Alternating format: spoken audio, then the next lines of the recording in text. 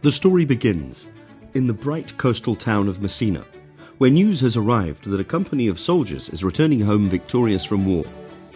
At their head rides Don Pedro, Prince of Aragon, confident, admired and respected. With him come two young noblemen, Claudio, earnest and idealistic, newly tested in battle, and Benedick, sharp-tongued, witty and loudly proud of his independence. They are welcomed into the household of Leonato, governor of Messina, who opens his home in celebration. Among the household are two young women, Hero, Leonato's daughter, gentle, quiet and obedient, and Beatrice, her cousin, quick-witted, bold and entirely unafraid to speak her mind. When Beatrice and Benedick meet again, their old rivalry flares at once. Their words are fast, playful and cutting. Benedick mocks Beatrice's sharp tongue. Beatrice mocks Benedick's pride. Each claim to despise love and marriage. Yet beneath the laughter, something unspoken lingers. Claudio, meanwhile, is struck silent by Hero's beauty. He confesses his love to Don Pedro, who agrees to help him win her hand. But not everyone in the company shares in this happiness. Don Pedro's illegitimate brother, Don John, stands apart. He is bitter, resentful, and deeply unhappy in the happiness of others. He speaks openly of his nature, making no apology for it. I cannot hide what I am. I must be sad when I have cause, and smile at no man's jests, sleep when I am drowsy, and tend on no man's business, laugh when I am merry, and claw no man in his humour. I had rather be a canker in a hedge than a rose in his grace, and it better fits my blood to be disdained of all than to fashion a carriage to rob love from any. I am a plain-dealing villain. I am trusted with a muzzle. If I had my mouth, I would bite. If I had my liberty, I would do my liking. In the meantime, let me be that I am, and seek not to alter me. And with that, Don John sets his course. That evening the house fills with music and masks. Faces are hidden, voices are mistaken, confusion reigns. Don John convinces Claudio that Don Pedro is secretly courting Hero for himself. Watching from a distance, Claudio believes what he sees. His joy collapses into despair. But the deception is short-lived. The truth soon comes out. Don Pedro was acting only to help his friend. Claudio and Hero are joyfully reunited, and their wedding is announced. Celebration fills the house once more. Now attention turns to Benedick and Beatrice. Their friends, amused by their constant sparring, decide to play a harmless trick.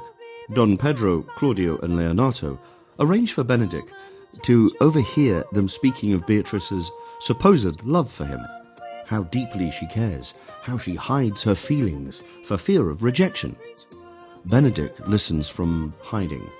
At first he laughs, then he hesitates. Then his certainty begins to crumble. This can be no trick. The conference was sadly born. They have the truth of this from Hero. They seem to pity the lady. It seems her affections have their full bent. Love me? Why, it must be requited. I hear how I am censured. They say I will bear myself proudly if I perceive the love come from her. They say, too, that she will rather die than give any sign of affection. I did never think to marry. I must not seem proud. Happy are they that hear their detractions and can put them to mending. They say the lady is fair, 'tis a truth. I can bear them witness, and virtuous, 'tis so, I cannot reprove it, and wise, but for loving me. By my troth, it is no addition to her wit, nor no great argument of her folly, for I will be horribly in love with her. I may chance have some odd quirks and remnants of wit broken on me, because I have railed so long against marriage. But doth not the appetite alter? A man loves the meat in his youth that he cannot endure in his age. Shall quips and sentences and these paper bullets of the brain awe a man from the career of his humour? No, the world must be peopled. When I said I would die a bachelor, I did not think I should live till I were married. Here comes Beatrice. By this day she's a fair lady. I do spy some marks of love in her. Not long after, Hero and her gentlewoman Ursula play the same trick on Beatrice. They speak of Benedick's love, his devotion, his silent suffering. Beatrice hears them. Her pride softens. Contempt, farewell, and maiden pride, adieu. And so, through playful deception, two proud hearts begin to open. But Don John has not finished. On the night before the wedding, he puts his darker plan into motion. He arranges for Claudio and Don Pedro to witness what appears to be Hero at her chamber window, speaking tenderly with another man. The woman they see is not Hero, but her maid Margaret, deceived into playing the part. From a distance, in darkness, the lie is perfect. Claudio believes Hero has betrayed him. The next morning, the wedding guests assemble. Hero enters, radiant and hopeful.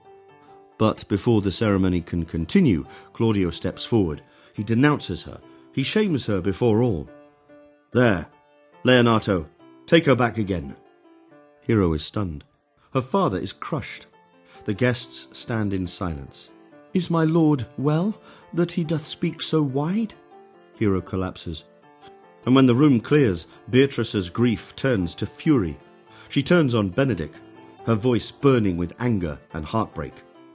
You dare easier be friends with me than fight with mine enemy. Is he not approved in the height a villain, that hath slandered, scorned, dishonoured my kinswoman? Oh, that I were a man, I would eat his heart in the marketplace. Oh, that I were a man for his sake, or that I had any friend would be a man for my sake. I cannot be a man with wishing, therefore I will die a woman with grieving. Her words strike Benedick to the soul. He swears to challenge Claudio and defend Hero's honour. Meanwhile, Friar Francis proposes a desperate plan. Hero will be hidden. The world will be told she is dead. Time, he believes, will reveal the truth. And it does. By chance, the foolish watchmen, Dogberry and Verges, overhear Don John's men boasting of their plot. Through confusion and luck, the truth is uncovered. Don John flees. Claudio learns what he has done.